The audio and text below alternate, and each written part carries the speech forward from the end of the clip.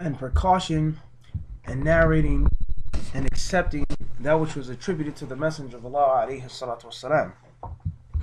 They weren't a people of heedlessness and negligence. They weren't a people who, anytime someone said, Qala Rasulullah, the Messenger of Allah sallallahu alayhi wasallam said this or did this, that they would just accept it instantly without double checking, without verifying. And even if it was something that they knew that the Messenger of Allah ﷺ said or did or approved of, or anything which was attributed to him, they would try their best to be as careful as they could. They would try their best to double check. They would try their best to make sure that they narrated and passed on the Sunnah of the Messenger of Allah ﷺ in the most accurate manner. There are countless examples of this in the Hadith and in the different narrations from the Sahaba radwanullahi alayhim. From them is the famous Hadith that Muhammad ibn Sirin, the great Tabi'i, narrated from Anas ibn Malik radiyallahu anhu, in which he said, كان أنس قليل الحديث عن رسول الله صلى الله عليه وسلم وكان إذا حدث عن رسول الله صلى الله عليه وسلم قال أو كما قال رسول الله صلى الله عليه وآله وصحبه وسلم. Muhammad ibn Sirin said that Anas ibn Malik only narrated a few hadith from the Messenger of Allah ﷺ during his time. That it wasn't too often, or he didn't narrate the hadith from the Messenger of Allah ﷺ in so much of an abundant manner. Qaleel, he says, just a little. Meaning, or this means out of precaution, out of double checking. He was afraid, he was wary of narrating too many hadith and falling into mistake and falling into error. And he said that whenever Anas did narrate from the Messenger of Allah ﷺ, he would always say, "O kama qal," or like this meaning, or similar to this meaning, in this manner. Even though Anas radiallahu anhu was from those 7 companions that narrated over 1,000 hadith from the Messenger of Allah ﷺ, and he was a great scholar from amongst the Sahaba, and he had countless students, and he had a sharp retentive memory. However, he took precaution. He double checked, and this was an example in this for the tabi'in, for his students. And as we said before, this was one of the cornerstones of the compilation of the Sunnah, to double check, to verify, to be careful in narrating something, even though a person may have memorized it and has a understanding over what he wants to say or narrate, but to double check. There are other narrations from amongst the companions, radwanullahi alayhim. From them is the narration of Ash-Sha'bi and Ibn Sirin also, that Ibn Mas'ud radiyallahu anhu, whenever he narrated from the Messenger of Allah sallallahu, his face would change.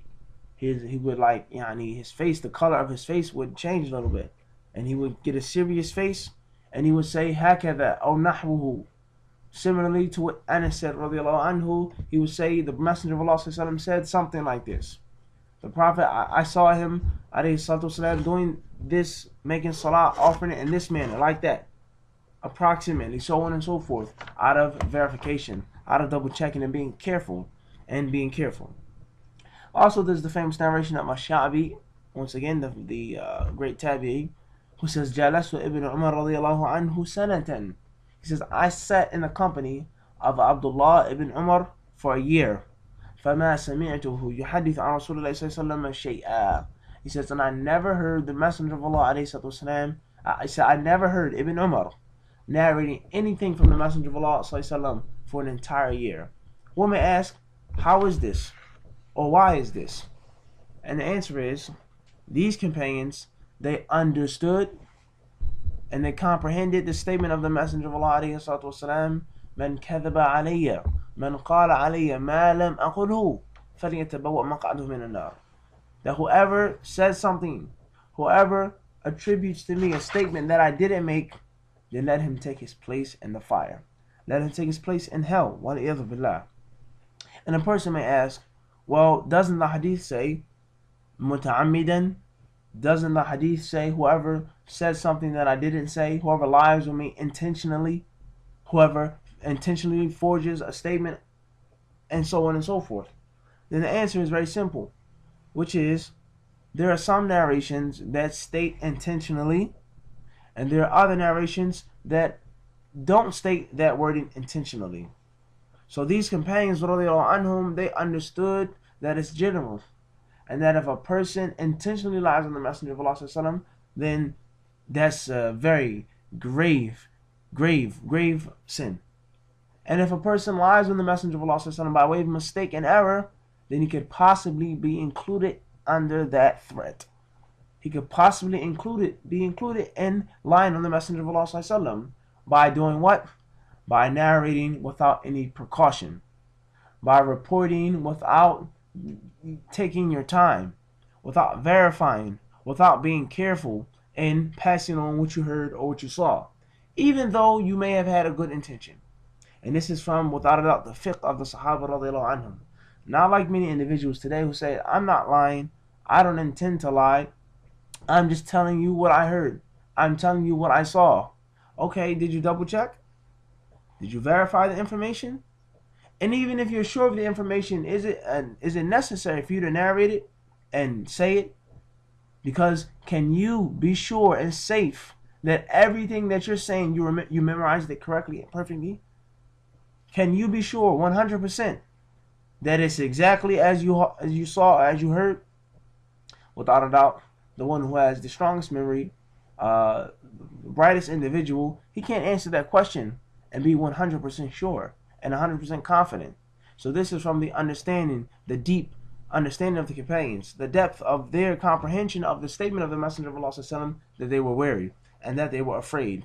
And they also realized that the Messenger of Allah sallallahu alaihi wasallam said, "Ballighu anni walau ayah, wa hadithu an bani Israila wala haraj." He said, narrate from me, pass on what I say, even if it be one sentence. Pass on what I say, even if it be one sentence. And narrate from the children of Israel. It's permissible and there's no problem in doing that. And he said, and whoever lies on me, whoever fabricates or forges a statement and attributes it to me, then let him take his seat in hell. And we know there are other narrations of Al-Mughira ibn Shu'bah radiallahu anhu and others from the companions, in which they said, إِنَّهُ لَيَمْنَعُنِي أَنْ أُحَدِّثَكُمْ حَدِيثًا كَثِيرًا أَنِّي سَمِعْتُ رَسُولُ اللَّهِ صَلَّى اللَّهُ عَلَيْهِ وسلم al-hadith.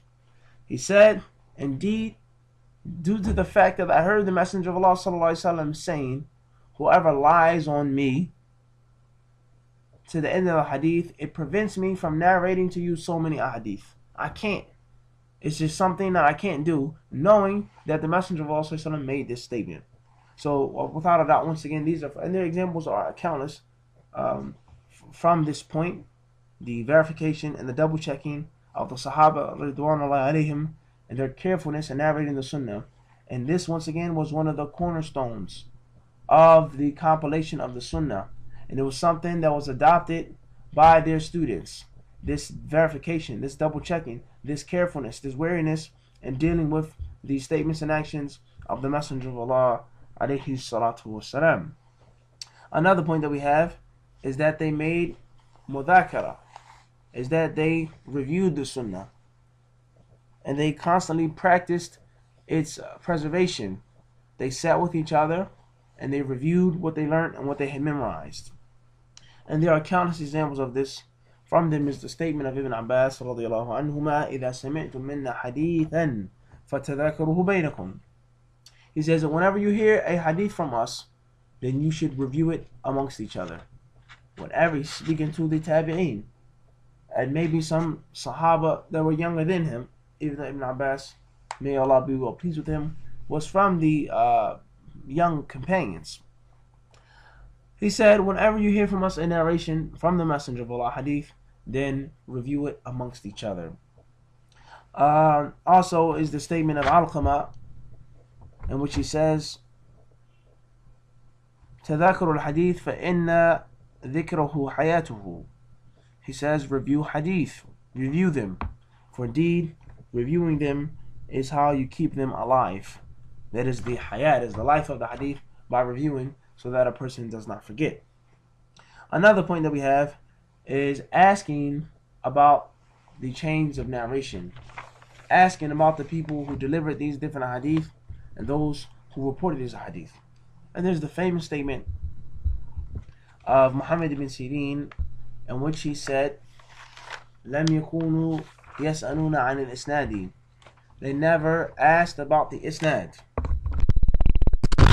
The Salaf, the pious predecessors, they never asked about the isnad.